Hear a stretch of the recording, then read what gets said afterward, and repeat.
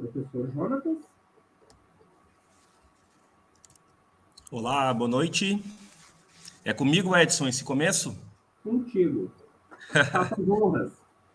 Legal, legal. Professor Edson, muito obrigado pelo convite, de fazer uma abertura aqui da nossa aula magna do curso de História da Universidade Federal do Pampa, campus Jaguarão. É muito bacana não só termos esse espaço, de compartilhar conhecimento, mas também os assuntos que foram escolhidos aqui, que o professor Edson indicou, aprovamos em reunião de curso, o tema do ensino de história, e o tema do mundo árabe, são temas fundamentais, como estávamos conversando em off aqui antes, como ainda é preciso, nos currículos, trabalhar esses temas. Inclusive, o nosso curso de História, aqui da Universidade Federal do Pampa, ele tem no seu currículo, na sua matriz curricular, um componente, o professor Edson ministra, de História antiga, medieval, e tem o de... qual que é o componente? Mundo árabe, desculpe, Edson. E então, gente, a gente queria fazer uma abertura aqui, assim, de apenas dizer da alegria do curso, da coordenação, de estarmos nesse momento aqui, dizer ao professor David, que é muito bom te ter aqui também. Professor David, obrigado, pela tua presença, pelo assunto que escolheste, e dizer que todos sejam bem-vindos e acompanhem aí nos canais, do Edson, dos laboratórios, os temas aí que estamos ainda preparando, organizando ao longo do ano nos laboratórios do curso de História. Obrigado, Edson. Obrigado, David.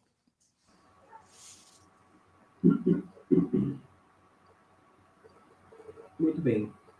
Obrigado, professor Jonatas. Boa noite a todas as pessoas que estão nos acompanhando pelo YouTube. Então, como o professor Jonatas já apresentou, eu sou o professor Edson Cruxem, do curso de História da Unipampa, coordenador do Laboratório de Estudos da História do Mundo Árabe e Islã, o LEMAI, pertencente ao campus Jaguarão. É uma alegria, uma honra poder estar aqui hoje recebendo e fazendo a mediação do nosso convidado, palestrante da aula magna do curso de História, o professor David Zanoni, que em instantes eu vou apresentar. A temática dessa aula magna surge da proposta dos discentes integrantes do LEMAI, que sentiam interesse em conhecer um pouco mais as conexões possíveis entre o pensamento orientalista, os meios de comunicação ocidentais e quais os impactos destes na concepção sobre a cultura do Oriente Médio, o Islã, e o que, de uma forma muito genérica, nós podemos definir como o mundo árabe. Obviamente, essa proposta passou pelo colegiado do curso de História da Unipampa e foi muito bem acolhida, uma vez que nós temos como um dos nossos componentes curriculares obrigatórios, o professor Jonas colocou agora, a História do Mundo Árabe e Islã, que vem sendo oferecido no curso desde 2017. O curso de História da Unipampa se propõe a uma formação acadêmica baseada na diversidade e na compreensão do outro. É claro que nós sabemos, como podem ser delicadas essas aproximações com culturas diferentes, com formas distintas da nossa de viver e de perceber o mundo. A reação mais comum, a reação mais fácil, é o recurso ao preconceito, na maioria das vezes por falta de conhecimento, e o silenciamento, de forma muito frequente por interesses políticos e econômicos.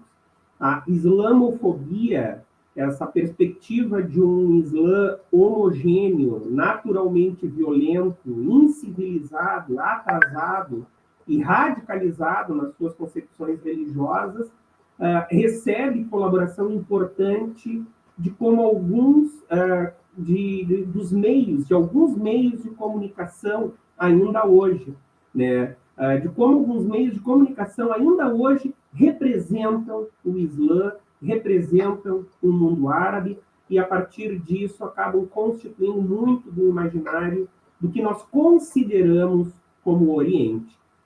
Justamente essas relações, o professor David Anderson Zanoni vai apresentar na sua palestra O Mundo Árabe e o Islã no Ensino de História, Silenciamento, Desconhecimento e Preconceito.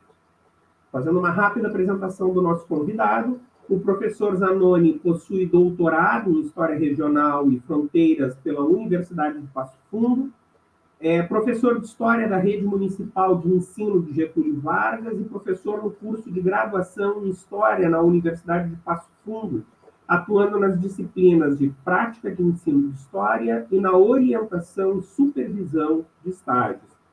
Tem como foco de suas pesquisas as representações acerca do Oriente Árabe e Muçulmano, a partir da imprensa ocidental, em especial a estadunidense, a brasileira e a argentina. A partir do contexto histórico da Revolução Iraniana, de 1979, discute temas como orientalismo, islamofobia, xenofobia, agendamento e história a partir da imprensa, elementos que integram as suas pesquisas no que se refere à compreensão do mundo árabe, cultura oriental e religiosidade islâmica. Antes de passar a palavra ao palestrante, 2 recadinhos. As perguntas elas podem ser feitas a qualquer momento no chat do YouTube. Essas perguntas depois elas serão apresentadas ao palestrante no final da palestra. O formulário de presença ele vai ser disponibilizado no chat apenas depois da palestra, durante a rodada de perguntas. Agora sim, professor David, é uma honra poder recebê-lo hoje aqui na Unipampa, mesmo que virtualmente. Volto a agradecer a sua disponibilidade e gentileza em aceitar o nosso convite. Eu lhe passo a palavra. Então, uma boa noite, professor Edson.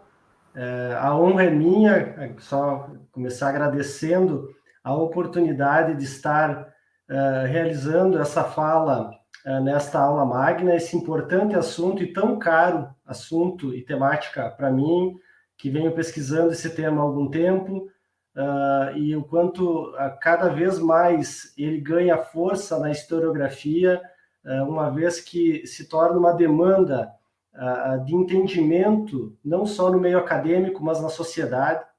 Agradecer ao professor Jonatas, coordenador do curso também, pelas palavras e por essa oportunidade. E em nome, né, do professor Jonatas e do professor Edson, cumprimentar todos os professores do curso de História, licenciatura do campus Jaguarão, da Universidade Federal do Pampa. Muito obrigado mesmo pela oportunidade. Agradecer aos integrantes do LEMAI, né, eu falava agora há pouco aí com o Henrique, com a Gabriela, em nome deles agradecer e parabenizar já de antemão pelo esse belo trabalho que vem fazendo junto ao laboratório. Extremamente importante os laboratórios nas universidades, como meio e fomento à pesquisa, à iniciação científica, tão importantes nas universidades, né, num dos pilares que as universidades têm, que é a cientificidade, que é a pesquisa. Então, o meu agradecimento, né, a essas pessoas, enfim, que organizaram esse evento, e agradecer também às pessoas que nos acompanham aí pelo YouTube, já também fazendo uma saudação especial a todas elas.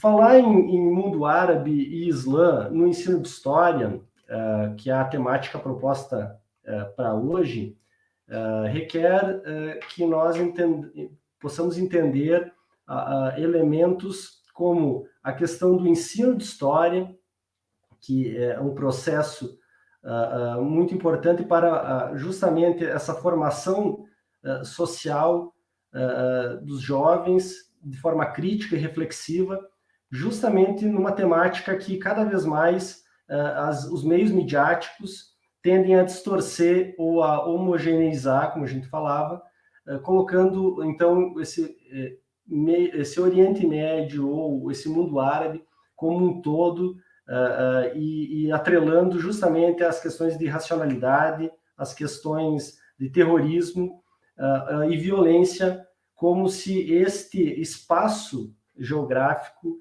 e histórico não tivesse nada além a oferecer do que esse ambiente de caos e conflitos.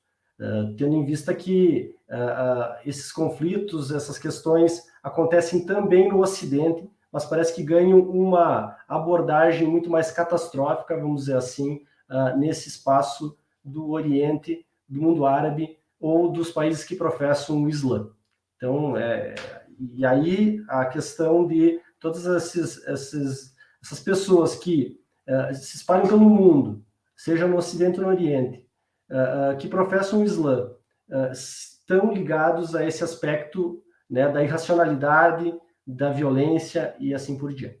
Então, iniciar, né, trazendo essa perspectiva, eu dividi a minha fala hoje, organizei a minha fala em 4 eixos, vamos dizer assim, 4 elementos, então, que é o ensino de história, e aí nós não podemos deixar de tratar da BNCC, que hoje é o nosso referencial, documento referência, apesar de críticas e questões discutíveis a respeito de tanto da construção desse documento, quanto hoje, como é que ele está sendo utilizado, mas não podemos deixar de abordá-lo. A universidade e o papel, e a escola e o papel docente nessa relação universidade-escola, como é que isso se dá? Então, eu tive a oportunidade agora, nesse primeiro semestre, né, de estar inserido no ensino superior e também na educação básica e consegui observar algumas questões aí dessa relação que eu gostaria de trazer aqui hoje também. A imprensa e o mundo árabe e o Islã, que faz parte das minhas pesquisas, também é um elemento que eu trago hoje na ideia da teoria do agendamento, as representações a partir da narrativa jornalística, nesses veículos de comunicação que eu trato hoje, que é a revista Veja, a revista Manchete, a Folha de São Paulo e o jornal argentino Clarim. Outro elemento é o orientalismo, que é a base, né, teórica a que me refiro, né, nesse aspecto tanto da imprensa e também da narrativa jornalística, e quem capitania esse referencial teórico é Eduardo Said, então muito ligado às perspectivas que ele traz enquanto o orientalismo.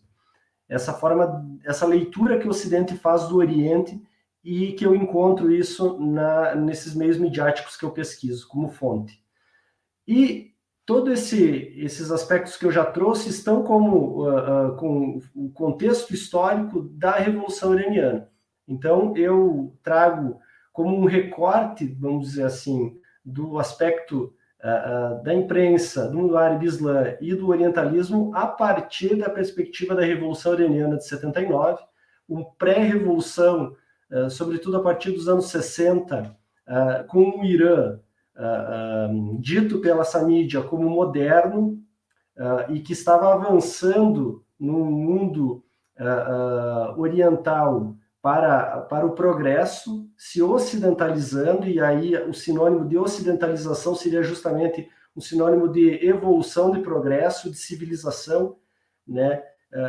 Em contrapartida ao que se tinha antes, né, ou que ainda havia, que era uma espécie de mundo medieval no Oriente Médio, em especial aqui no Irã, e que a partir das perspectivas de modernização ou ideias ou pseudo-projeto de modernização do Shah, passa a se tornar, então, uma sociedade evoluída, racional, e aí há todo um silenciamento, que também vou abordar, das questões sociais que eram extremamente de situações de vulnerabilidade. 80% da população tinha condições insalubres de vida, condições indignas, não dignas de vida, enquanto uma pequena parcela da sociedade iraniana, ligada à corte do Shah, e a países do Ocidente, em especial os Estados Unidos e a Inglaterra, se beneficiavam das questões do petróleo. Enfim, então, para trazer um pouco aí os quatro elementos essenciais da minha fala hoje, para ter uma linha, enfim, né, de raciocínio e que vão organizar esse pensamento ao longo da minha fala.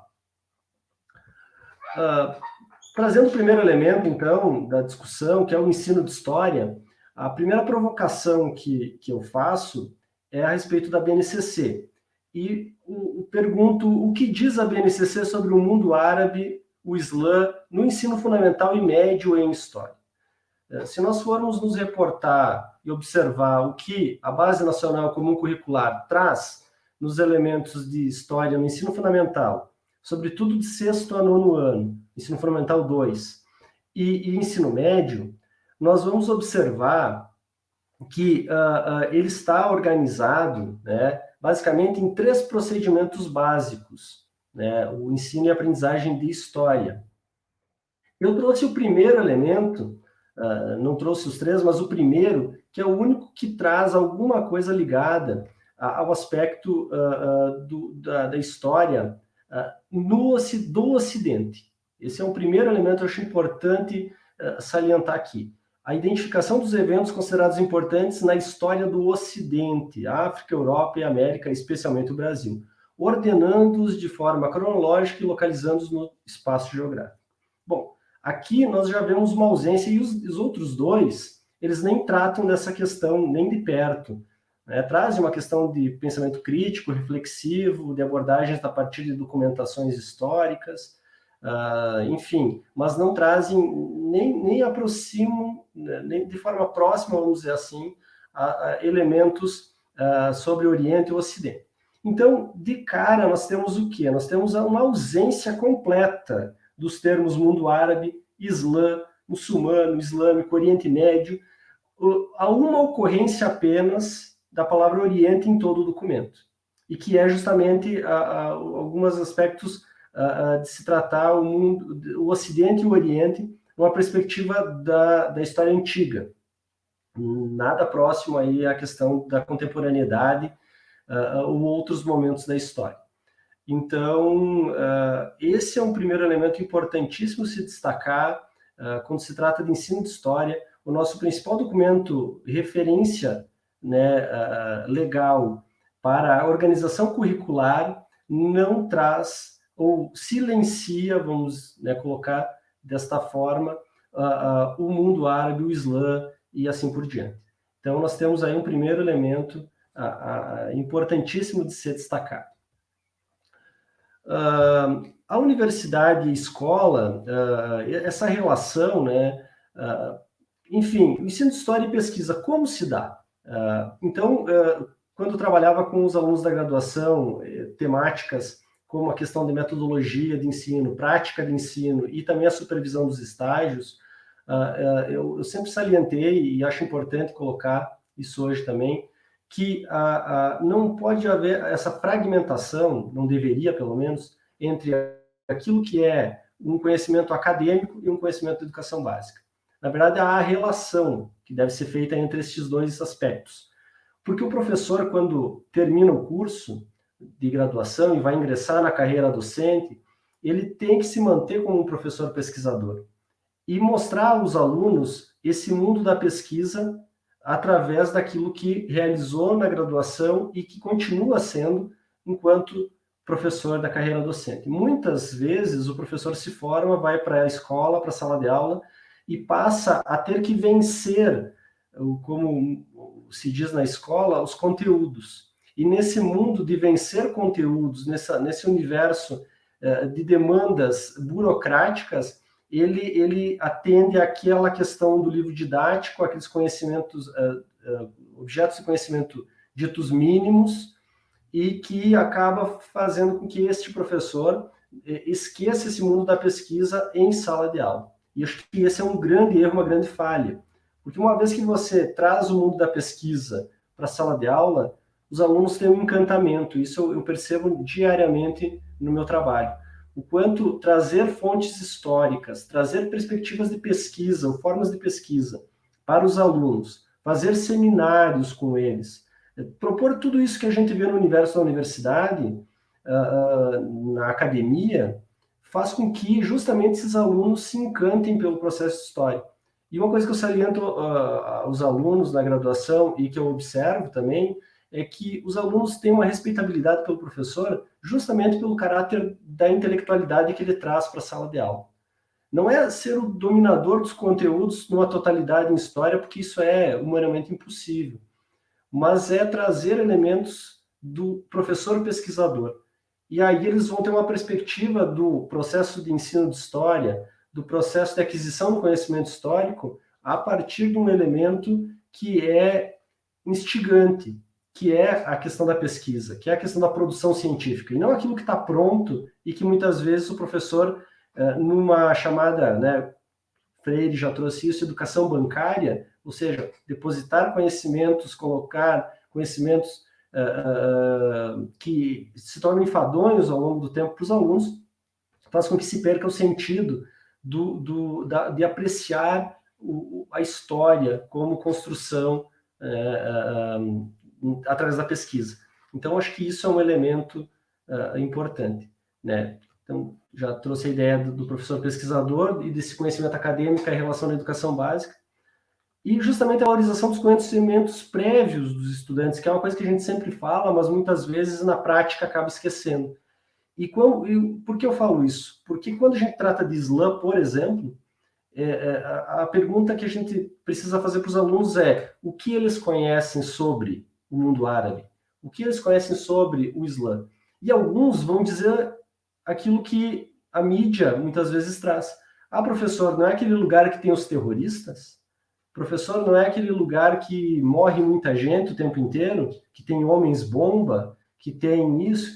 Ou seja, aquela produção de sentidos que a mídia, tanto televisiva quanto a jornalística, trazem, e que, numa perspectiva de agendamento, que eu já vou trazer, né, do que se trata, faz com que esses alunos consumam esse tipo de ideia e naturalizem ou banalizem o aspecto de um Islã violento, do Oriente Médio ou do mundo árabe ligado à violência irracional e assim por diante. Então, quando a gente faz esse tipo de pergunta para os alunos e valoriza esse conhecimento prévio, seja nessa perspectiva da mídia, aí nós temos um elemento para começar a desconstruir ou construir um aspecto mais crítico e reflexivo junto com eles.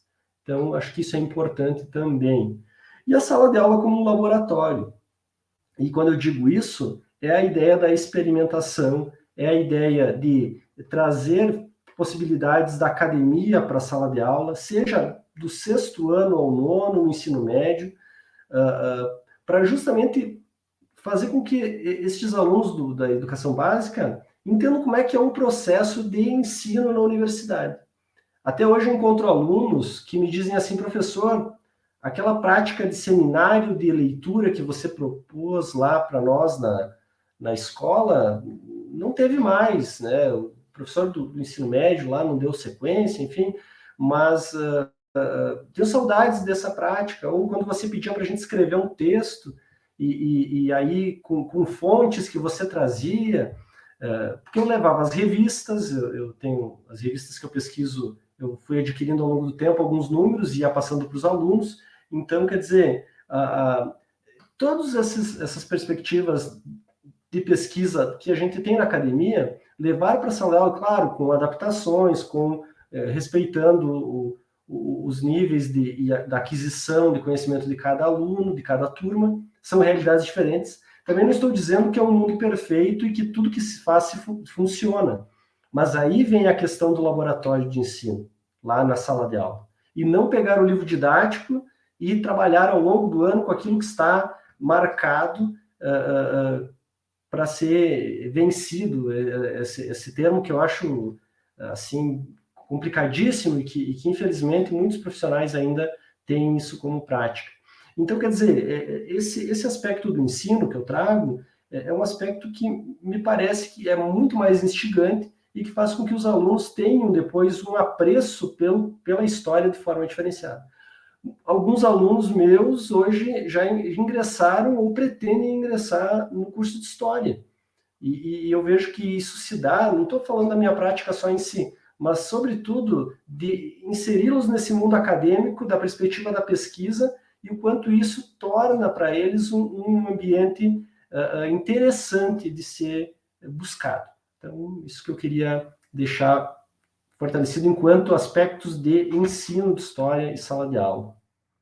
Bom, seguindo então com a perspectiva que foi apresentada como proposta, a imprensa, o mundo árabe e islã, tem, entre vários aspectos aqui que poderiam ser abordados, mas em virtude do tempo temos que fazer algumas escolhas, a ideia da teoria do agendamento, agenda setting, que não vamos colocar como uma teoria que ela explica todo o processo de aquisição, e também é impossível mensurar o quanto que ela atinge a população, a sociedade, enfim, como consumidora de notícias, mas que é uma perspectiva a se levar em consideração quando se tem a ideia de uma sequência narrativa, uma série de reportagens, por exemplo, que tratam de um mesmo assunto. Nesse caso, a demonização do Oriente Médio, a demonização do Islã, do mundo árabe e assim por diante. Então, essa teoria pressupõe que as notícias são como são, porque os veículos de comunicação nos dizem em que pensar, como pensar e o que pensar sobre os fatos noticiados. Repito, não estou dizendo que as pessoas são fantoches que absorvem aquela notícia em virtude disso, mas que as notícias e os recortes, as formas de apresentar, de representar, com as imagens, com os títulos e com as abordagens textuais, fazem que, ao longo do tempo, se martele isso numa sequência. Inclusive, tem alguns artigos que eu escrevi justamente numa ideia de narrativa de introdução, tensão e resolução. Você introduz o assunto por um tempo, de forma até didática, para as pessoas compreenderem, né, como a revista, como o jornal quer que se compreenda. Depois dá um clímax ali, uma ideia de tensão, e à medida possível se chega numa resolução, quando normalmente é o Ocidente, os Estados Unidos, aquilo que a gente vê nos filmes de Hollywood, né, resolvem um problema de forma milagrosa, e alguns anos depois vai se perceber que aquilo foi uma estratégia da CIA ou de alguma agência de inteligência que manipulou né, situações políticas e econômicas para que essa resolução se desse. E estou falando, por exemplo, aqui como um exemplo, posso trazer a questão da crise dos reféns de 79 no Irã, 4 de novembro, a tomada da embaixada, que tem, se a gente pegar, sobretudo a revista Veja, vai ter exatamente esses elementos de uma introdução, uma tensão, uma resolução cinematográfica. E vai se saber anos depois que há toda uma questão ali da CIA, junto com o governo do Khomeini, comprando e repassando armas, enfim, através lá do Irã, contras, os contras da Nicarágua, para se dar a resolução do processo. E aí, quando vai para se julgar isso a nível de Estados Unidos, lá do governo Reagan, ainda ele vai dizer que aquilo foi uma questão que, ao fim e ao cabo, resolveu-se a situação, então por isso não podia ser criminalizado. Então, enfim, essas questões do agendamento, acho que são de extrema importância, porque não acontecem só com o Oriente Médio, com as questões ligadas ao mundo árabe, mas acontece com vários aspectos. Estamos vendo isso na política agora, na política partidária no Brasil, na iminência das eleições de novembro, de outubro. Então, que dada emissora vai agendar de uma forma, dado órgão da imprensa vai agendar de outra, e assim se segue. Isso foi proposto em 72 pelo Maxwell McCombs e pelo Donald Chen, né, que lançaram essa ideia para estabelecer uma agenda midiática, né, num livro chamado The Evolution of Agenda Setting.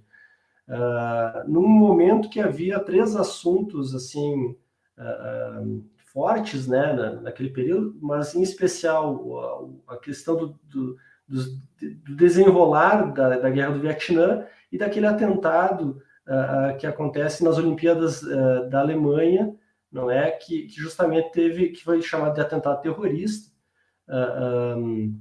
enfim, e que também foi abordado, né, de forma foi chamado de Setembro Negro, foi, né, aquele episódio que foi abordado numa sequência, nessa ideia de narrativa jornalística, e que se justamente utilizou da ideia do agendamento para fixar-se algumas ideias a respeito daquele episódio.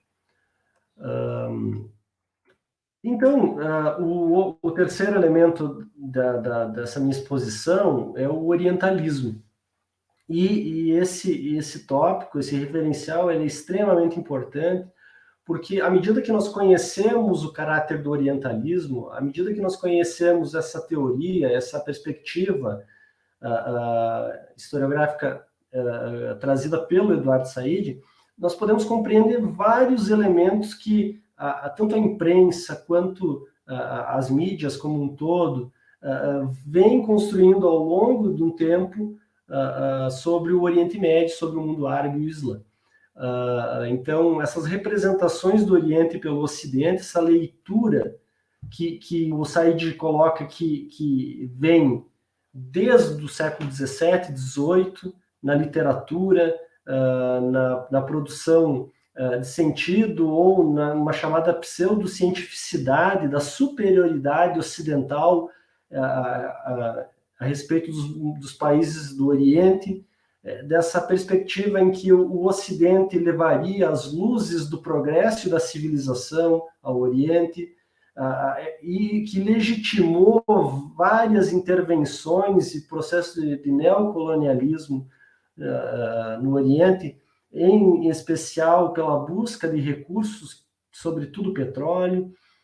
Então, quer dizer, uma vez que nós nos apropriamos das leituras do Said, né, em especial as perspectivas do orientalismo, nós vamos entender que a chamada ideia de racionalidade ocidental, de progresso e de levar elementos como a democracia, a modernidade e a liberdade, esses conceitos para o Oriente, são forjados a partir de uma perspectiva colonialista, a partir de uma perspectiva de sociedade ocidental que legitima as intervenções, que legitima a dominação sobre esses povos. Isso vai se dar muito, né, agora na contemporaneidade, a partir da Segunda Guerra Mundial, após, né, em especial a partir dos anos 80, que é o recorte que eu trago com o neoliberalismo, e toda essa preocupação, inclusive, de vigiar, aí no contexto da Guerra Fria, o leste europeu, não é, na questão da União Soviética. Por exemplo, o Irã, nesse período, fazia uma fronteira de 2.500 quilômetros com o Oriente Médio. Então, quer dizer, era um ponto estratégico, sobretudo pós a Segunda Guerra Mundial, ponto estratégico para as ditas potências ocidentais estarem vigiando, observando a União Soviética.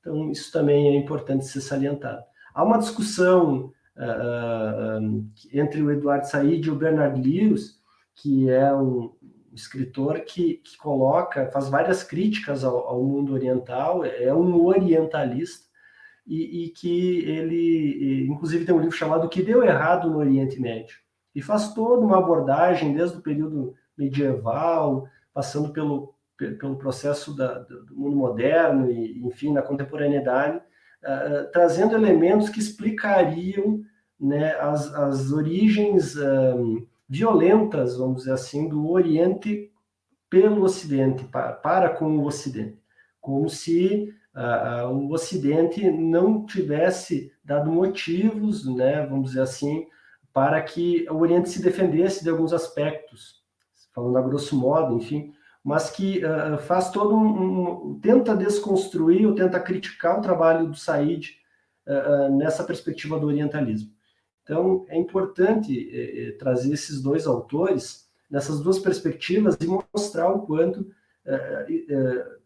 ditos estudiosos, acadêmicos, como o Lewis, propõem uma manutenção dessa legitimação da dominação ocidental sobre o Oriente. Então, fica também esse aspecto a se ressaltar. Chegando para o quarto elemento, e aí eu vou mostrar de forma mais materializada, vamos dizer assim, as fontes, o meu contexto, então, a perspectiva que eu quero trazer hoje para defender e colocar a minha tese acerca esse orientalismo a partir da imprensa, isso que eu chamo de orientalismo impresso, inclusive é o título da minha tese, esse orientalismo impresso, ou seja, orientalismo a partir desses meios de comunicação, dessas mídias, que é o contexto, enfim, do processo da Revolução Islâmica, então pré e pós-Revolução Iraniana de 1979.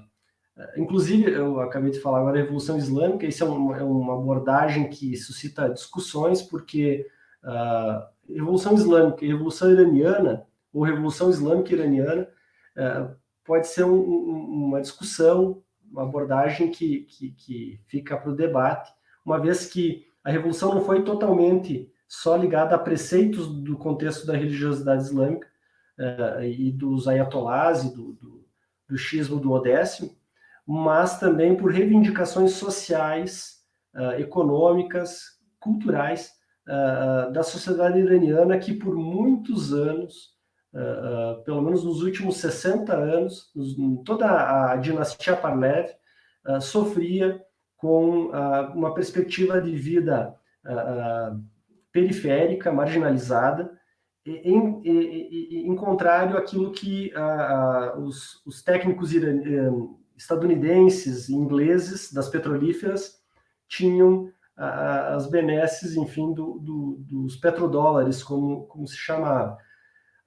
Onde, por exemplo, 45 mil técnicos estadunidenses, sejam das petrolíferas ou militares, que ensinavam as forças armadas do Shah a matar e a exterminar o povo iraniano, contrário às políticas modernizantes do Shah, tinham que era viver em mansões, com piscina, enfim, com toda uma estrutura, e que a população iraniana passava fome, como diz Oswaldo Cogiola, naquele livro A Revolução Iraniana, tinha que fazer casas com o que sobrava dos restos dos barris de petróleo, uma população analfabeta que não tinha direitos trabalhistas, que ganhava $1 por dia nas petrolíferas e assim por diante. Enquanto, novamente, repito, esses técnicos estadunidenses e ingleses viviam em mansões com piscina e tinham toda uma questão de conforto, enfim, justamente em detrimento a essa população iraniana que passava essas necessidades, que não tinha saneamento básico, que não tinha saúde, educação, segurança, vivia sem dignidade humana. Enfim, então, essas revistas, Manchete, Veja, os jornais Folha de São Paulo, e uma perspectiva, então, da Argentina a partir do jornal Clarim também. A questão da imprensa, como eu coloquei já, e iniciando com a revista Veja, a partir de 1959, traz letras garrafais, o Shah moderniza o Irã. E aí vai trazer toda uma perspectiva desse Irã que estaria saindo de um processo de Idade Média, vamos dizer assim, de atraso, para um Irã moderno, um Irã que estava buscando ser o país mais desenvolvido do Golfo Pérsico, que seria, então, o país que seria o ideal de sociedade para o Oriente, em termos de industrialização, em termos de modernidade, de riquezas, um modelo de sociedade no Golfo e em todo o Oriente Médio.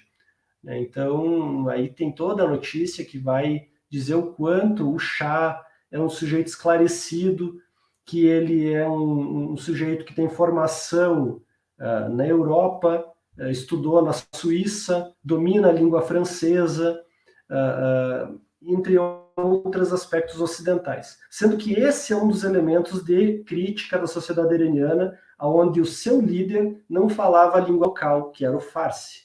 Então, vejam, nós temos um líder que, pela mídia, está sendo construído como um sujeito moderno, esclarecido, com questões de linguagem, da língua francesa, enfim, de formação europeia, e ele era, inclusive, dito como um playboy londrino, porque também viveu em Londres por muito tempo, e quando, numa operação do Ocidente, dos países aliados na Segunda Guerra Mundial, afastam o pai, o Reza Khan, pai de Mohammad Reza Pahlavi, num elemento de interesse ocidental, uma vez que o Reza Khan tinha perspectivas, né, ligadas ao nazismo, e que o que se temia pelos aliados era justamente o Reza Khan abrir as possibilidades do Reich, enfim, do governo de Hitler, ocupar o Irã, e aí um espaço vital ali no processo da guerra. Um elemento geopolítico muito importante naquele momento, e que não à toa, em 43, é feita a Conferência de Teherã para se organizar, né, vamos dizer assim, o dia D, a operação nas praias da Normandia, né, ali naquele território. Então, tira-se uma operação tendenciosa do Ocidente, o pai, e coloca-se no lugar um fantoche, né, o filho, Mohammad Reza Pahlavi, que, repito, nem a língua local falava.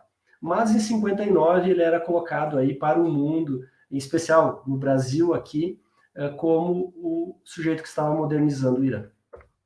Aqui, nessa mesma edição, né, no conteúdo interno, mostra uma imagem do Irã numa ponte, algumas caravanas, uma caravana, né, com camelos ali, e uma praça, né, em Teherã, aos moldes do Ocidente, com carros, com toda uma questão, né, dita moderna. E aí o conceito de modernidade, que não temos tempo de ficar discutindo, mas que não tem relação a esse aspecto de modernização no sentido de infraestrutura, pelo contrário, mas que, nessa perspectiva do senso comum, o moderno significa melhor, significa o mais atrativo, mais, entre aspas, organizado.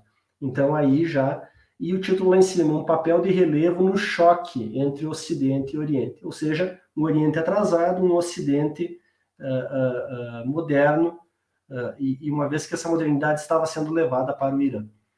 Nos anos 60, a Veja vai trazer aspectos, por exemplo, da vida privada do Shah, o nascimento do filho, Ciro, e aí toda uma discussão sobre ele não ter tido filhos com as primeiras duas esposas, com a Soraya, a primeira não me recordo agora, mas que vai trazer um aspecto assim da vida privada que silencia toda uma questão social muito mais importante, e que não é trazido, né, enfim, assim, reforçado o aspecto desse herdeiro do trono, o príncipe dos persas, e por aí vai. Vai falar do berço dele, de como é que está sendo preparado tudo para receber, ou seja, para dar sequência a essa dinastia. Em alguns momentos se fala que a população exigia do Shah a ideia de um herdeiro homem. Não sei até que ponto isso é fato, porque a população que mal tinha o que comer vai ficar exigindo do seu líder uma sucessão, uma manutenção da dinastia. Acho complicado, mas assim que as revistas traziam. A questão da Faradiba como um ícone da beleza, um ícone do luxo, do requinte, da etiqueta, seguidamente ela mostrando as joias ou a vida dos passeios nos Alpes suíços, dos passeios, ou seja, todo o aspecto ligado a essas futilidades, e que a população, enfim, como eu disse, né, vivendo essas mazelas sociais. Aqui, outra edição que fala, né, faz um jargão, chá e simpatia, e aí trazendo todo o aspecto que o Shah era muito simpático, que ele era pessoa que, além de o sujeito que estava modernizando o Irã, ele era, né, então fazendo uma propaganda desse sujeito, né, dessa personalidade, vamos dizer assim, do Oriente Médio. Aqui o país, né, o fabuloso Irã, o Shah começou a reforma agrária no Irã distribuindo terras da coroa. Então, quer dizer, além de tudo, ele era um sujeito benevolente, ele abria mão das terras da coroa para uma reforma agrária. O pequeno detalhe é que a revista não fala que essa reforma agrária era para os amigos do rei. Então, quer dizer, essa pequena parcela da sociedade iraniana que se beneficiava dessa distribuição de terras, como se hoje, por exemplo, né, aqui no Brasil, o presidente distribuísse terras para grandes proprietários já, grandes latifundiários, quer dizer, que reforma agrária é essa? Então, enfim, né, uma analogia bem guardada as suas especificidades. O Irã hoje é beneficiado com 50% dos lucros do petróleo. 50% desses recursos, né, distribuídos entre coroa, né, pessoas ligadas à corte, e os outros 50% para o mercado externo, para os países da Europa e, sobretudo, dos Estados Unidos, quer dizer, e a população iraniana como é que fica? Aí tem a visita do Shah ao Brasil, né, que eles, em 65, ele e a Faradiba visitam o Brasil, ficam hospedados no Rio de Janeiro, o Carlos Lacerda, governador da Guanabara na época, os recebe, faz um banquete, e aí é feito toda uma... E eles vão a São Paulo também, as mulheres paulistas, né, milhares, né, vão para a rua para ver a Faradiba, ver os vestidos, e aí a revista diz que ela no mesmo dia usou 5 vestidos e várias joias diferentes, né, e as brasileiras, enfim, a população brasileira maravilhado com isso, porque estavam observando na prática, quer dizer, ao vivo, tudo aquilo que a revista já trazia. Então, a revista, olha, nós não fantasiamos, nós estamos agora, né, vocês estão vendo com os próprios olhos que essas personalidades, seja o Shah, a Faradiba, são reais, não são de faz de conta, e que, né, vem aqui mostrar isso para a população brasileira. Aí eles enviam, né, correspondentes ao Irã, e aí sai essa reportagem especial, que é o Irã, o país, o mais antigo império do mundo. Aí já se preparava um pouco daquela ideia da comemoração dos 2.500 anos, que foi feito lá em Persépolis. Em 25 anos, o Shah modernizou um império de 25 séculos, então trazendo toda a perspectiva do mundo do Império Persa, que é a Faradiba de novo. Em 71, então, acontece lá nas ruínas de Persépolis a comemoração dos 2.500 anos, e em especial aqui tem uma reportagem que a Veja traz, que é o quanto se gastou, o que se, né, trouxe, né, para esse banquete. Então, a comida veio da França, a bebida também, champanhe, caviar, tudo de melhor.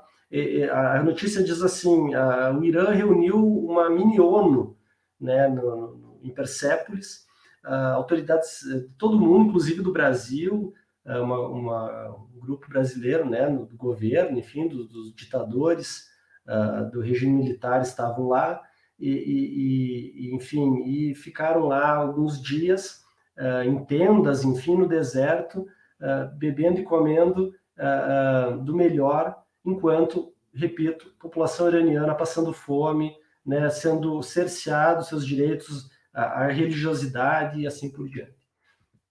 E foi chamada de festa do pavão, né? Só o trono do Shah tinha mais de 19 mil joias, e outros absurdos que estão aí na reportagem como um elemento de se vangloriar. Em momento nenhum traz a questão da população iraniana.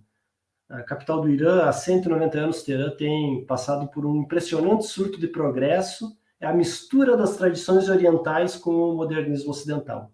É isso que a revista traz. E aí começam algumas questões, alguns embates, algumas reivindicações que extrapolam, e aí a mídia começa a observar e enxergar elas, a partir de 78, e a reportagem diz, a hora é de reformas, né? E começa a preocupação. Bom, e aí, a partir de 78, com todo o processo de manifestações, capitaneado pelo Ayatollah Khomeini, né, pelos líderes xiitas, que em 63 tiveram um processo muito forte, que aí o Ayatollah é exilado, ele vai para o Iraque, fica alguns anos do Iraque, depois, por fim, no bairro da França, em Paris, num bairro de Paris, esperando um momento, né, para que, a partir do processo da Revolução, pudesse voltar. Isso acontece em fevereiro de 79. Então, aí começa uma outra perspectiva dessas mídias, não é? que é a ideia de se colocar elementos como fanatismo religioso, né, do xiismo, do movimento dos ayatolás xiitas, nesse processo de revolução iraniana. Então, o fanatismo volta com o ayatolá Khomeini, e na época o primeiro-ministro, né, querem vencer pelo cansaço. Aqui, é preciso mais do que o fervor religioso para governar um país, e a nação de Khomeini vai de mal a pior. E aí já o aspecto das mulheres com o chador, da população armada. Então, um recorte, se a gente pegar só essa imagem e mostrar, bom, as imagens anteriores, esse era o Irã do Shah, este é o Irã de Khomeini. Façam a sua leitura, está dado. O novo Irã não consegue manter boas relações com nenhuma nação importante e todos os observadores temem um confronto iminente entre Khomeini e seus adversários. O Irã irracional, o Irã fanático, o Irã dos ayatolás. Irã volta às trevas. A volta às trevas. Então, as trevas ligadas ao Islã, ligadas ao xiismo do Odécimo, à República Islâmica do Irã e assim por diante. Em 6 meses de regime islâmico, o Irã sofreu mais que nos 25 anos anteriores. Aí vem uma perspectiva de humanizar o Shah, que ele acaba sendo acometido por um câncer linfático e vai se tratar nos Estados Unidos, e isso é um elemento de revolta também da população, porque essa população quer o retorno dele para julgá-lo e sentenciá-lo, justiçá-lo com as leis da República Islâmica, e aí, enfim, com o processo de adoecimento, a imprensa vai tentar humanizá-lo, dizendo, olha, inclusive ele adoeceu com esse processo de deposição forçada, né, pelo processo da Revolução. A Veja, aí essa capa também, que é encomendada, né, falamos da manchete agora da Veja, que é a treva no Irã. Vejam, eles não tinham uma foto para construir essa ideia da treva, do dito terrorismo de Estado.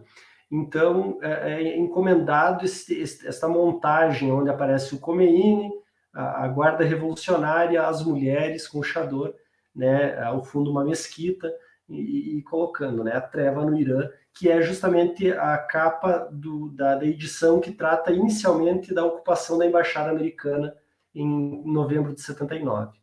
Aqui na frente da Embaixada, num momento de oração, que é um dos pilares do Islã, e que essa imagem é muito significativa porque a leitura que se faz esses sujeitos são fanáticos religiosos, terroristas, e isso se materializou com a ocupação da Embaixada Americana. Então, tendo em vista que era declarado o atrito entre Estados Unidos e Irã naquele momento, o que a embaixada fazia aberta ainda?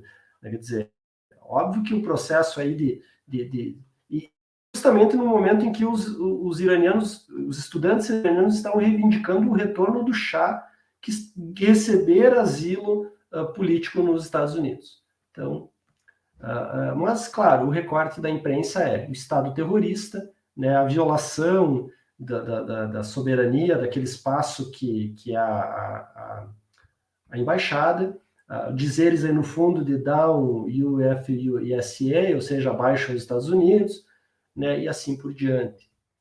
A imagem, por exemplo, do card que foi colocada para essa nossa fala hoje, estudantes iranianos queimando a bandeira dos Estados Unidos em frente à embaixada. Aí depois nós vamos ter todo um processo de indústria cultural, agora nós temos o filme do Argo, que ganhou o Oscar, né, em 2013, salvo engano, mas acho que é 2013. Então, também numa leitura assim, desastrosa daquilo que foi o aspecto da Revolução Iraniana e da ocupação da embaixada, mas enfim.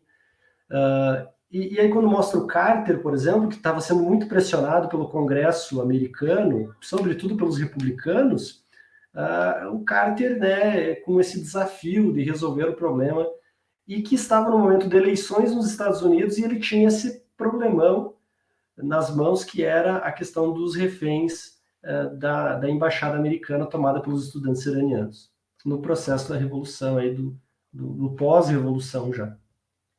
E quando tudo isso se resolve, aí essas 3 capas eu colocaria aí na ideia da perspectiva da narrativa da introdução, tensão, resolução, que, de forma mirabolante, assim que o Reagan ganha as eleições do Carter, e que muitos trazem que foi um aspecto, né, que fez com que o Carter eleições, porque ele era um democrata e não estava atendendo aquilo que os republicanos queriam, que era a intervenção militar a qualquer custo para defender a soberania dos Estados Unidos e enfim, podia morrer todos os diplomatas lá, mas tinha que invadir, tinha que a perspectiva do Rambo, né? Vamos salvar os 5 ou 6 Marines lá, a elite das Forças Armadas Americanas. Nós vamos ir lá, entrar e salvar os diplomatas, ou enfim, defender a soberania dos Estados Unidos. E em 81, depois da posse do Reagan, de forma milagrosa, os reféns são libertados, a negociação avança, enfim, e no discurso de posse do Reagan ele anuncia a libertação dos reféns. Em 86 se descobre que foi toda uma armação, se pagou com armas, com dinheiro, o Irã, porque o Irã estava numa guerra contra o Iraque, precisava de dinheiro e de armas, e que para a troca dos reféns isso foi negociado. E inclusive os sujeitos naquela época ganharam menção honrosa, né? Porque a CIA faz isso, ela intervém. Isso foi a Operação Ajax em 53. Esse primeiro-ministro nacionalista no Irã e o Shah assumir como um ditador, como um autocrata, e depois se condecora, 50 anos depois, se condecora esse sujeito e se revela para o mundo que a CIA interviu e assim por diante. Estou já encerrando, mas fazer algumas questões, colocar um pouco eu falei das revistas, né, a perspectiva das revistas, e agora um pouquinho da perspectiva da imprensa argentina, através das charges, e aqui só um recorte também, pelo tempo, mas as charges do Landru, que era um cartunista argentino, muito famoso. Hoje tem uma instituição, o Instituto Landru, na Argentina, que é dedicado a ele, enfim, como cartunista, como chargista, enfim, e ele abordava vários assuntos, né, por encomenda do jornal. E nas pesquisas que eu fiz junto ao Arquivo Nacional de Buenos Aires, porque esse material não encontrei ele digitalizado, então eu tive que ir a Buenos Aires, e foi uma incursão assim fantástica, né, nesse arquivo muito bem organizado, inclusive do Clarim. Encontrei aquelas surpresas gratas da pesquisa, encontrei essas charges no jornal, né, desse chargista, esse cartunista.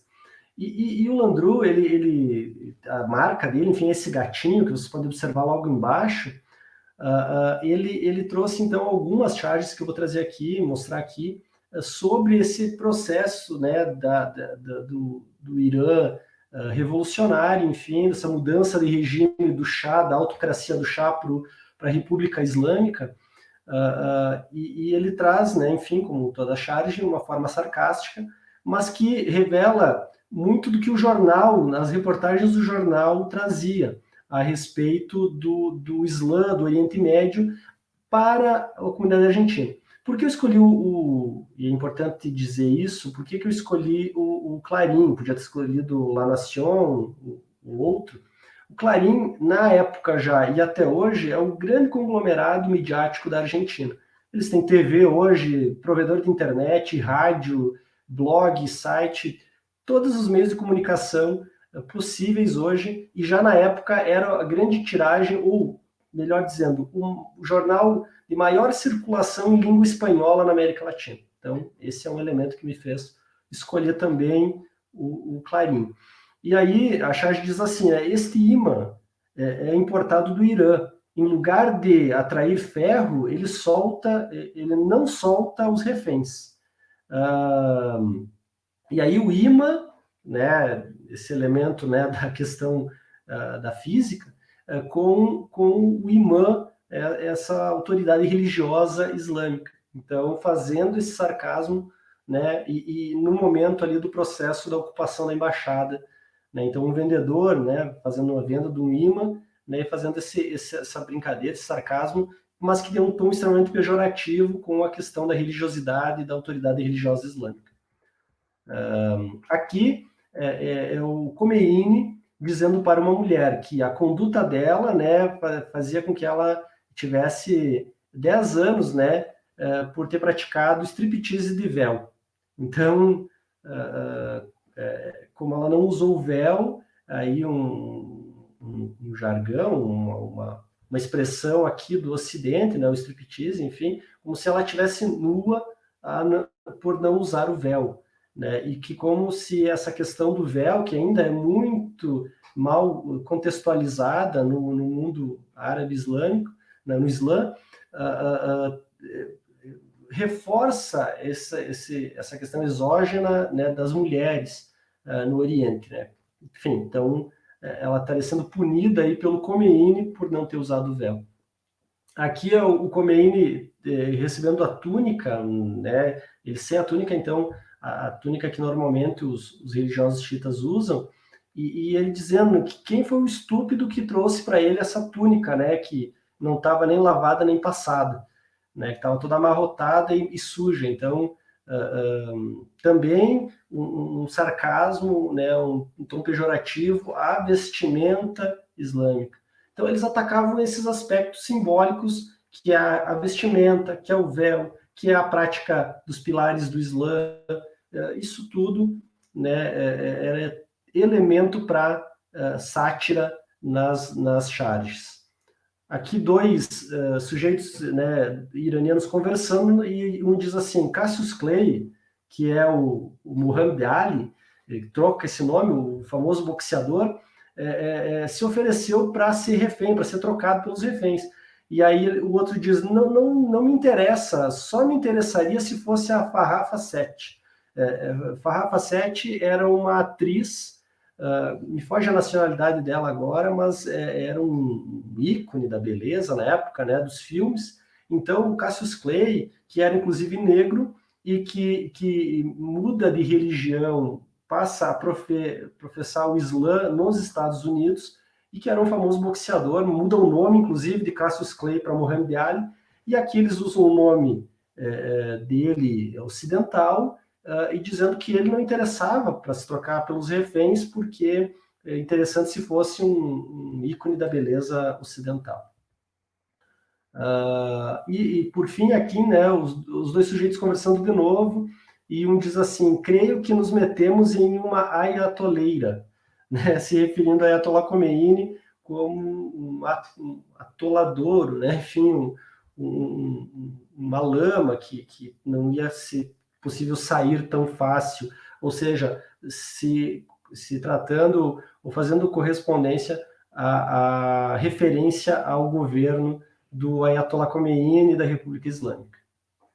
Bom, eu vou encerrando, eu sei que meu tempo acho que já deve estar estourando, mas eu trago novamente os elementos, a partir de tudo isso que eu apresentei com a imprensa, né, seja na Manchete, na Veja e no Clarim, e eu não trouxe aqui os elementos da Folha de São Paulo, mas eles são muito semelhantes ao Clarim, posso já colocar.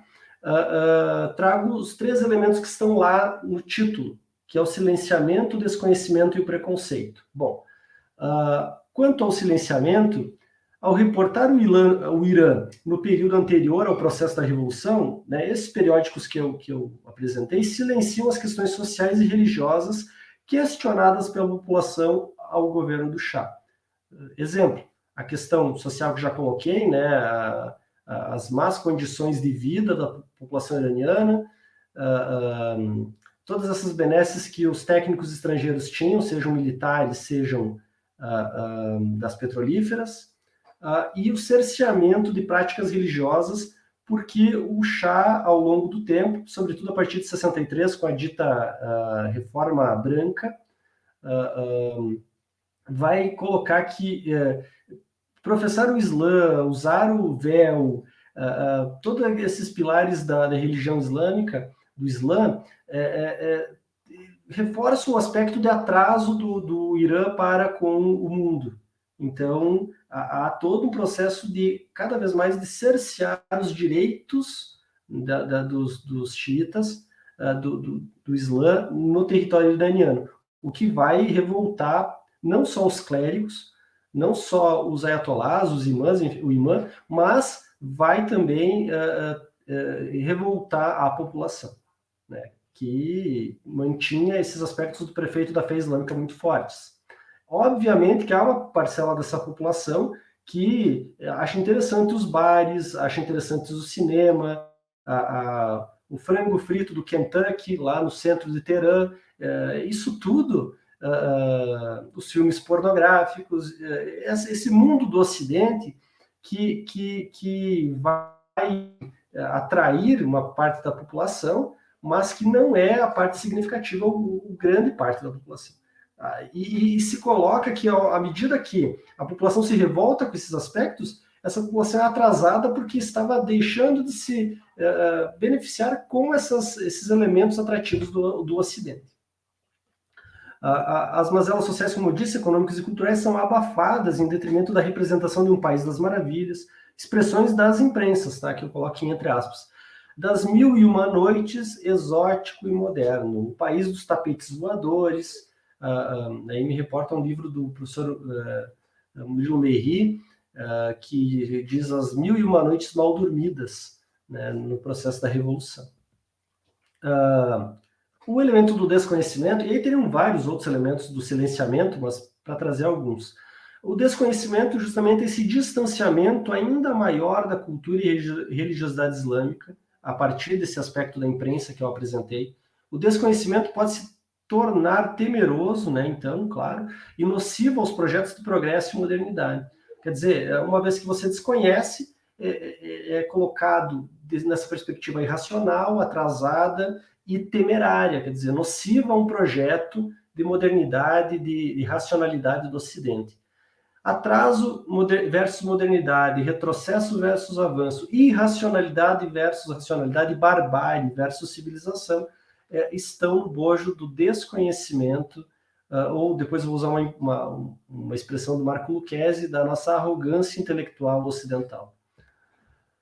O preconceito vai gerar a islamofobia, a intolerância religiosa, a inferiorização destes povos em detrimento a uma superioridade ocidental, o juízo de valor que se faz o tempo todo, o xenofobismo. Nós aqui na América Latina, quando adentramos um país da Europa, por exemplo, sofremos isso e achamos a coisa mais natural do mundo, né? Porque o oriental, sobretudo islâmico ou do mundo árabe, é terrorista. E nós, ocidentais da América Latina, somos atrasados ou narcotraficantes, gostamos de futebol e samba, quer dizer, e está tudo bem. Então, esse xenofobismo que o preconceito traz. A política da violência, quer dizer, naturaliza-se, né, como um país de caos e desordem, de constantes conflitos. Aí legitima o intervencionismo, porque essa missão salvacionista estadunidense, que vai salvar este mundo, e aí nós temos o Afeganistão, com o 11 de setembro, nós temos 2003 com o Iraque, com Saddam Hussein, que até o período da Revolução Iraniana era apoiado pelos Estados Unidos, assim como foi o caso do Afeganistão fugiu agora, mas enfim, com aquele líder que vai justamente ser apoiado naquele momento, em 79, com a intervenção do Afeganistão, da União Soviética no Afeganistão, e o terrorismo vinculado exclusivamente ao Islã, que é algo que, como nós já falamos, naturaliza-se, né, à medida que essa imprensa reforça esses aspectos e toda essa escala, toda essa lista que eu coloco aí, gerada pelo preconceito. Finalizando, e, portanto, né, a partir dos debates suscitados, a gente pode observar que o ensino de história tem papel fundamental na formação crítica e reflexiva do ser humano. Ver, ler e compreender o mundo requer acesso às informações de maneira problematizada e contextualizada.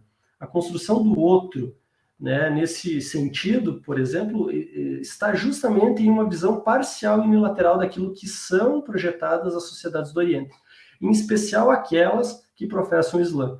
Dessa forma, o papel da escola e do ensino, especialmente em história, torna-se essencial como mediador e facilitador do processo de crítica ou reflexão que se mostra pronto ou simplificado. Quanto mais estranho e distante o outro, esse outro islâmico, esse outro do Islã, esse outro do mundo árabe, é entendido como perigoso, nocivo e temerário, pois criamos receio ou aversão ao que não conhecemos.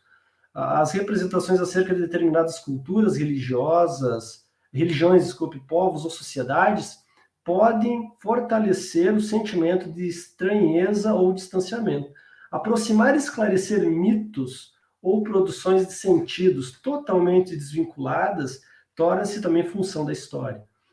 Essa parece-nos ser a essência do estudo e do ensino de história, a oferta da visualização do mundo plural, diverso, né, não pré-concebido ou com preconceitos determinados ou acabados, mas muito pelo contrário, né, sobretudo se tratando de respeitabilidade das diferenças e valorização do processo histórico de cada cultura como igual.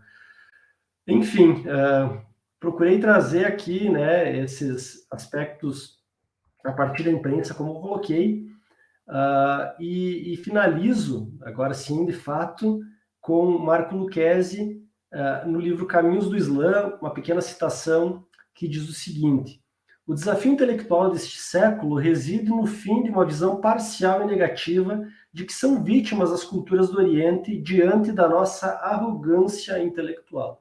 Se o Ocidente é acidente e não destino, se é parte e não todo, como pode outorgar a si mesmo a condição de leitor ideal do que se passa nas areias do Tchá ou nas mesquitas da Caxemira? Agradeço mais uma vez a oportunidade de fazer essa fala, me sinto lisonjeado por estar tratando desse tema nesta aula magna, e uma saudação especial aos professores Jonatas e Edson e os professores do curso de História e os acadêmicos do LEMAI e todos os acadêmicos do curso de História do campus Jaguarão da Universidade Federal do Pampa, a Unipampa. Muito obrigado. David, muitíssimo obrigado pela tua participação, interessantíssima a tua fala. Eu acho que deu conta perfeitamente da proposta da aula magna, de trabalhar essas representações pejorativas que são criadas em relação ao Oriente, simplistas também, né, redutoras que são criadas em relação ao Islã, em relação ao mundo árabe, essa tentativa, na verdade, que todo professor que trabalha com esse tema tem que ter, de tentar demonstrar uma determinada fuga, né, ou posicionamento crítico em relação a uma perspectiva orientalista, né, e mais a tentativa de demonstração de um Oriente ou de um mundo árabe que é muitíssimo mais diversificado, complexo do que a gente pode imaginar, né, fugindo justamente dessa perspectiva homogênea, monobloco, né, de um mundo árabe que ele é totalmente igual, ou seja, totalmente violento, totalmente radicalizado, totalmente muçulmano, também tem isso, né? Então, que a diversidade, a pluralidade, a complexidade desse gigantesco mundo árabe, né, que é extremamente fragmentário, muito mais complexo do que a gente imagina. Parabéns pela fala, muitíssimo interessante, e vamos às perguntas, temos várias perguntas. Vou pedir que o Henrique passe ele para a gente, por favor. A primeira, Professor David, como o senhor vê a abordagem nos livros didáticos que teve acesso ao longo da sua atuação como professor quanto ao tema mundo árabe e Islã? Ok, eu respondo já. Espero todas ou respondo Vamos uma por uma para poder desenvolver. Na verdade, 2 pessoas perguntaram sobre essa questão. A Gabriela e também teve professor, como o senhor vê os atuais livros didáticos de história em relação à abordagem de temas relacionados ao Oriente para além do BNCC? Na verdade, são 2 pessoas que acabaram se encontrando aí nessa questão. Então, perfeitas. Primeiro, agradecer as perguntas, né, aos acadêmicos aí que fizeram as perguntas. Bom, quando a gente pensa no livro didático, isso eu coloco também nas aulas da graduação, ele é um recurso, mas que ele não é o recurso único. É importante que isso seja reforçado, que ele pode ser um recurso que não tem que ser negligenciado como um todo, mas também não utilizado unicamente. Então, como eu vejo o livro didático, quando se trata de Islã, por exemplo, vamos partir do 6º ano. No 6º ano, a gente começa uma abordagem sobre a questão da origem do Islã, a partir do profeta, a partir dos pilares, a partir do aspecto da religião. E aí o que acontece? Os livros didáticos tentam trazer um elemento que reforça, né, uma espécie de conservadorismo do Islã, né, a partir dos aspectos dos preceitos da fé. E isso muitas vezes traz alguns recortes, algumas imagens, dependendo do livro, que reforçam essa questão de distanciamento, essa questão do caráter exótico. Quer dizer, o sujeito ter que orar 5 vezes ao dia, voltado a Meca, e todo esse aspecto que é reforçado, parece tão estranho, tão descontextualizado, né, de uma religiosidade cristã, católica, aqui do Brasil, no Ocidente. Então, esse é um primeiro elemento. Quando nós vamos avançando para o 7º, 8º, e sobretudo no 9º ano, o 9º ano, um livro que me chamava muito a atenção era quando você chegava nos ditos assuntos contemporâneos, ou a história do tempo presente, onde a imagem era o choque dos aviões no 11 de setembro. Então, quer dizer, que imagem, que leitura se faz daquele aspecto ali? O Oriente Médio terrorista, o Islã terrorista, o Islã radical ligado ao aspecto da violência e que não haviam motivos legítimos, digamos assim, para que houvesse tanto ódio por parte do Oriente Médio, em especial o Afeganistão, do Iraque, enfim, dos grupos terroristas, e homogeneizando, quer dizer, que todo islâmico, todo Islã, a pessoa que professa o Islã, todo o oriental, seria ligado a esses grupos radicais, como se não houvesse terrorismo no Ocidente. Então, é bastante complicado o que o livro didático traz, porém, como eu coloco muitas vezes, é uma questão interessante para se trazer na sala de aula esse recorte, essa perspectiva do livro didático, e trazer as outras perspectivas que são, por exemplo, essas questões que eu abordo e outros professores, outros pesquisadores do aspecto do orientalismo, né, que discutem, que trazem esse aspecto crítico do orientalismo, abordam com relação ao que o livro didático quer trazer. Então, enfim, como resposta, e aí trazer um pouco da BNCC, como eu mostrei no início, a BNCC ela vai negligenciar ainda mais o debate sobre o Oriente, seja o Islã, seja o mundo árabe, nos livros didáticos, para dar uma dita ênfase às questões da historiografia ocidental e em especial brasileira. Em resumo, eu acredito que o livro didático tem que ser usado nesse aspecto do Islã e do mundo árabe para mostrar o quanto problemático e descontextualizado ele é, esse material, para o ensino de história com relação a essa questão do Islã e do mundo árabe. Muito bem. Vamos ao outro, então. Temos algumas. Por favor, uma dúvida. E a questão da guerra civil na Síria? Como problematizar em sala de aula? Olha, eu vou confessar que a guerra civil da Síria não é uma temática que eu abordo, né, que eu tenho assim um conhecimento, que como eu trouxe, né, a minha contextualização é a respeito da questão do Irã, mas o que eu posso adiantar é que, primeiro, há uma construção midiática muito intensa nesse aspecto, e que ela tem que ser trazida e problematizada, refletida de forma crítica e reflexiva com os alunos, para ver quais são as tendências que esses meios midiáticos querem trazer e qual é a intervenção do Ocidente nesse aspecto, né, que há muita. Então, como todo conflito, seja uma guerra civil, seja um processo revolucionário, há questões internas que muitas vezes são colocadas como um aspecto irracional e que justamente o Ocidente precisa vir corrigir isso, caso, por exemplo, que foi do Iraque em 2003. Então, eu penso que todas essas questões ligadas ao mundo orientado, do Oriente, do mundo árabe e islã, precisam ser abordados a partir do aspecto da imprensa ocidental ou dos meios de comunicação, para justamente problematizar o acesso que os estudantes ou a sociedade têm à informação. Porque as pessoas têm acesso a essa informação ocidental.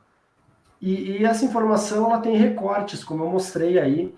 Por que eu trago a questão da Revolução Iraniana? Acho que eu não falei naquele momento e acho importante salientar. Porque, em tese, aquele é o marco zero do enfrentamento do Irã, de um país do Oriente Médio, ao Ocidente, personalizado com os Estados Unidos, né, ou na figura dos Estados Unidos. Então, quer dizer, foi um primeiro país que enfrenta e que não tem medo de enfrentar, né, as questões ligadas ao poderio estadunidense, e que até hoje, né, agora há pouco, nós tivemos o assassinato, em 2019, do general Soleimani, e que foi uma questão que os Estados Unidos, de forma corriqueira e constante, vem fazendo esses enfrentamentos ao Irã. Por quê? Porque o Irã é um dos países que enfrenta o aspecto dos Estados Unidos como dominador, né, do mundo,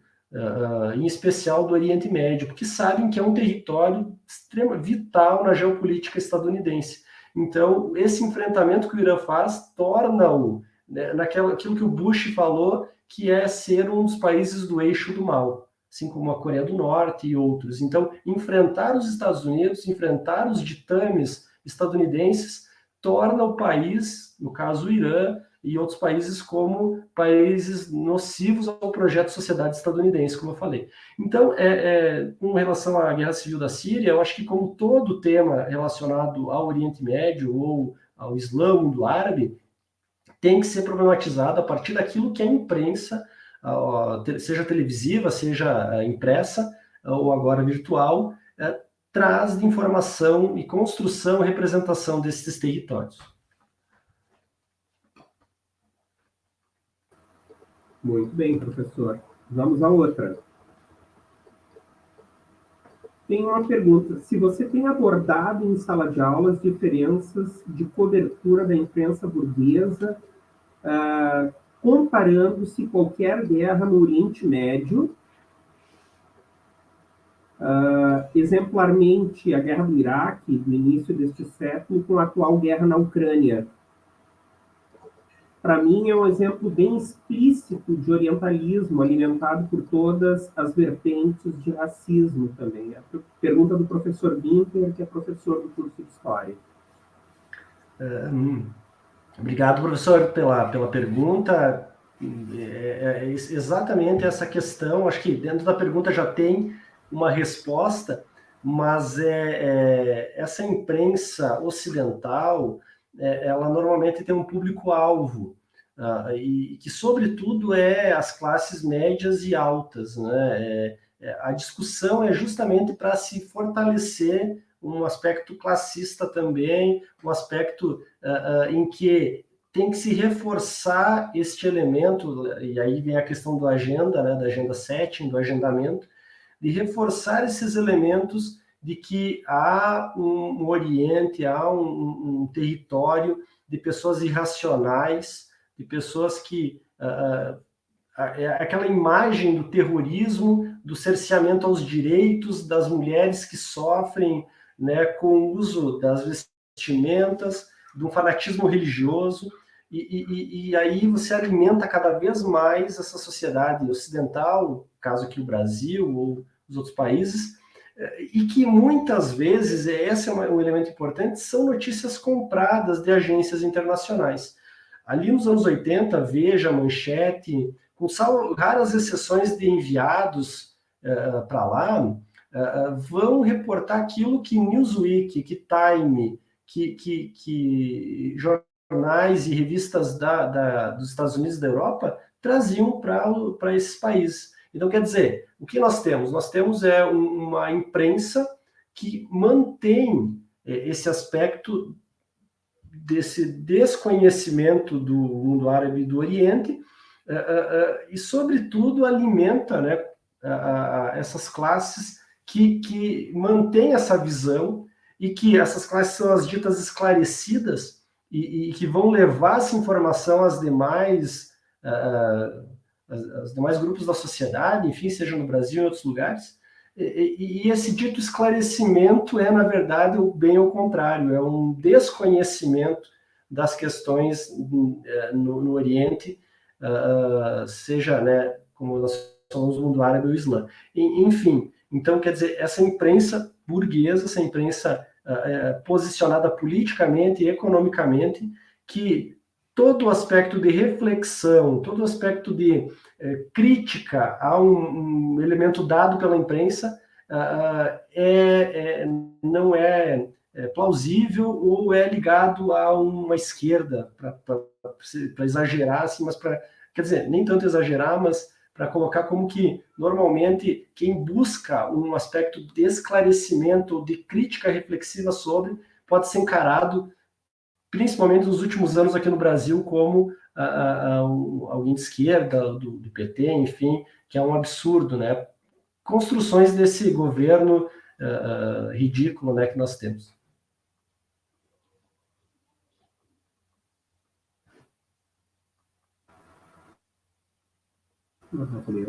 Aí foi. Muito bem, David. Vamos a mais pergunta? Lucas, professor David, o senhor poderia comentar um pouco mais sobre a utilização de periódicos como fonte histórica, a validade, a abordagem e o quanto se identifica o pensamento orientalista nessas fontes ainda hoje? Mas mais obrigado pela pergunta.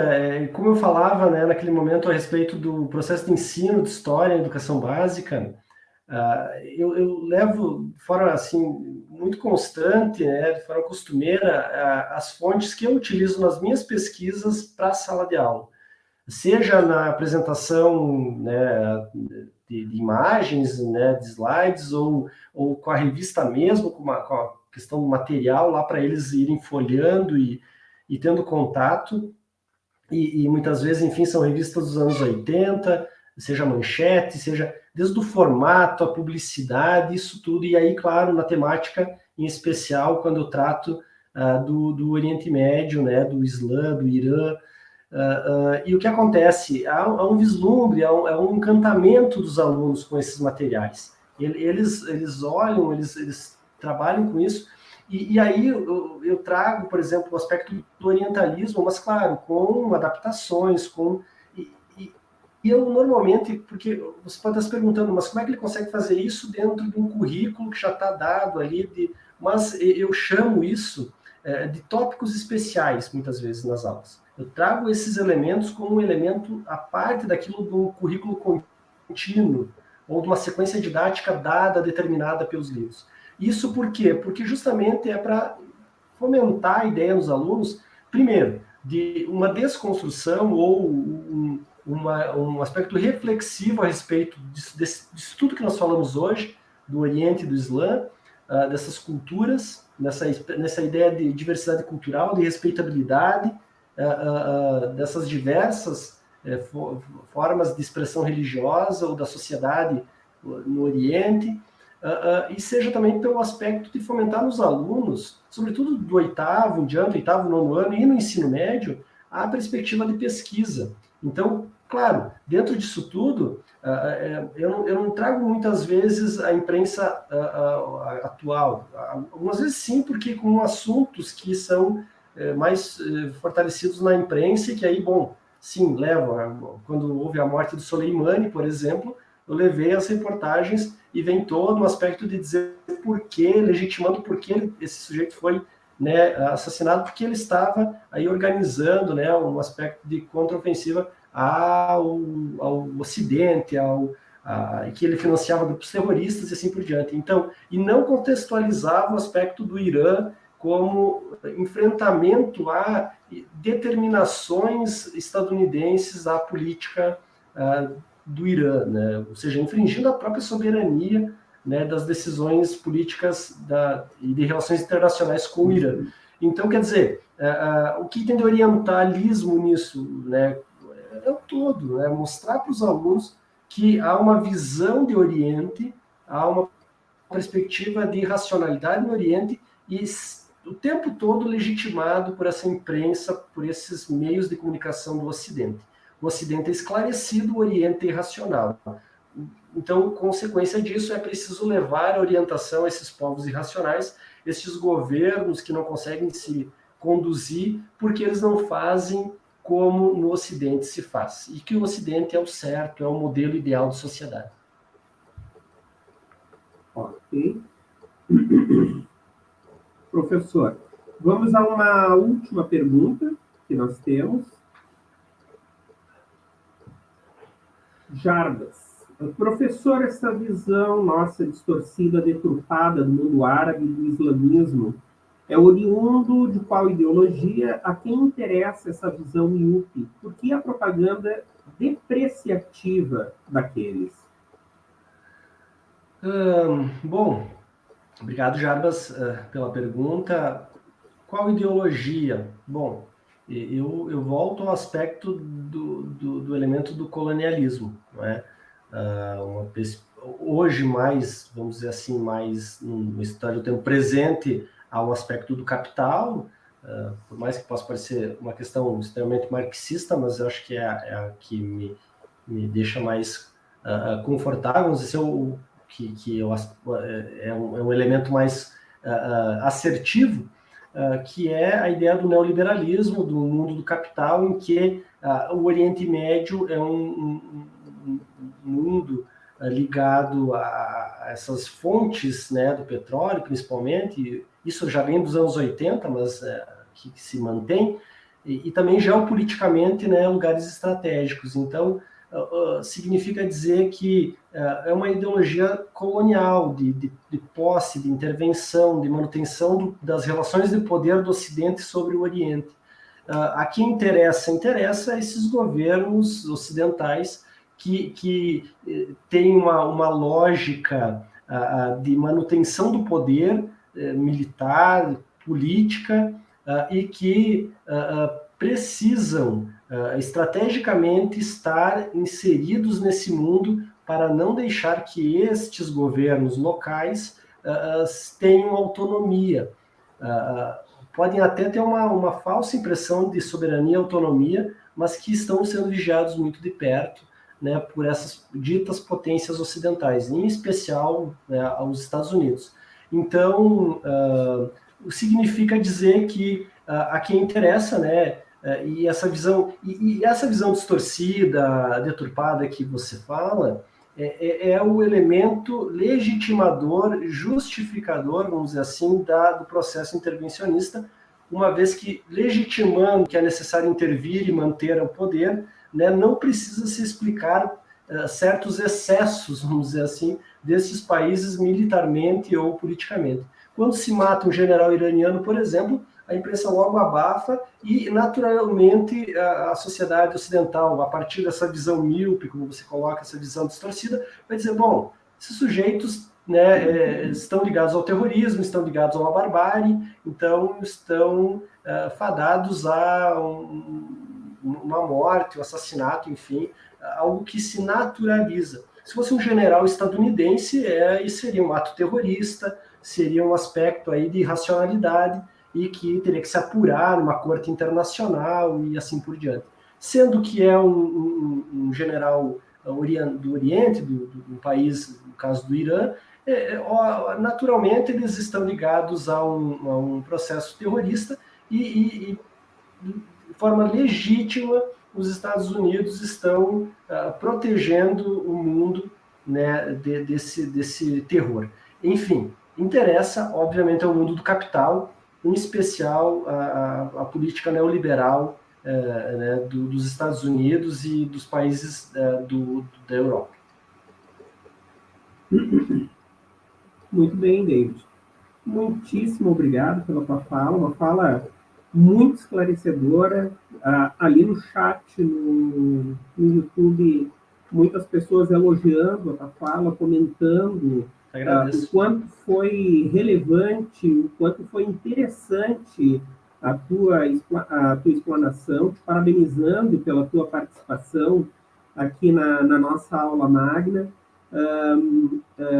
Antes de encerrar, eu só gostaria de fazer uma colocação, uma observação que eu fiz enquanto fazia a tua fala, de que forma a revista Veja, ela consegue, através da criação do seu discurso, vincular a imagem desse chá totalmente ocidentalizado, né, dentro de uma perspectiva de luxo, de glamour, né, dessa nobreza persa ocidentalizada. Então, o luxo, o glamour, está diretamente identificado com o Ocidente, né? Então, o recurso, a capacidade, o poder, enquanto que existe todo esse silenciamento em relação à população persa, e quando aparece, né, dentro de uma perspectiva de miséria e de atraso, entre aspas, como algo absolutamente naturalizado, né? Então,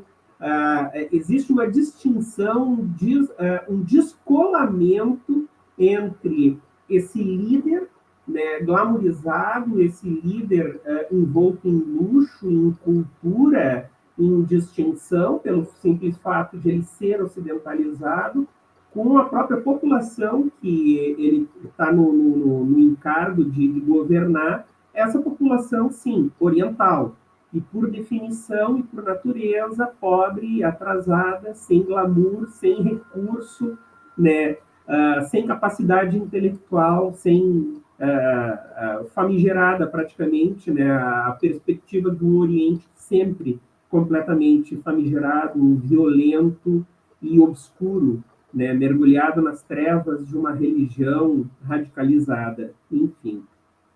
Existiria muitas outras observações a serem feitas em relação à tua fala. Volto a te agradecer pela tua presença, pela tua disponibilidade, por tu trazer para essa aula magna um tema tão interessante que ainda carece ser tão desenvolvido, não apenas nas escolas, mas também dentro do ambiente acadêmico, né? Mesmo dentro do ambiente acadêmico, ainda falta esse posicionamento crítico, ainda falta tentar uma aproximação, um mínimo de conhecimento em relação ao mundo árabe e o Islã. E eu acho que hoje tu deixou aqui para o curso de História uma colaboração bastante importante, David. Muito obrigado. Eu que agradeço, professor Edson, professor Jonatas, pessoal do LEMAI, imensamente a honra, me sinto lisonjeado, muito lisonjeado pelo convite, dizer que espero ter contribuído, agradeço as palavras de quem nos acompanhou, vi algumas colocações aí de alunos meus da graduação, fico muito feliz por eles terem participado e acompanhado. Então, é uma alegria, uma satisfação poder levar esse tema. Eu digo que esse é o tema, né, acadêmico da minha vida, da minha carreira profissional. Tem muito a se pesquisar, a se construir ainda, e que está ganhando força, felizmente, no círculo acadêmico aí em todo o Brasil. O LEMAI é um exemplo disso, e parabéns a vocês por ter construído esse laboratório. Vida longa ao LEMAI. Espero que muitas produções sejam feitas. Quando tiver a oportunidade, né, de participar também, gostaria de poder contribuir. Então, fica aqui meu muito obrigado, a honra de ter participado dessa aula magna, e um abraço aí aos colegas historiadores do curso de História da Unipampa, aos acadêmicos, e continuamos aí nessa luta, esperando que dias melhores, sobretudo no meio acadêmico, virão. Então, a luta continua, como a gente sempre fala. Ótimo, perfeito. Então, com isso, nos despedimos por hoje. Estamos chegando ao fim da aula magna do curso de História da Universidade Federal do Pampa, campus de Jaguarão. Uma muito boa noite a todas, a todos. Até a próxima. Obrigado pela participação. Obrigado.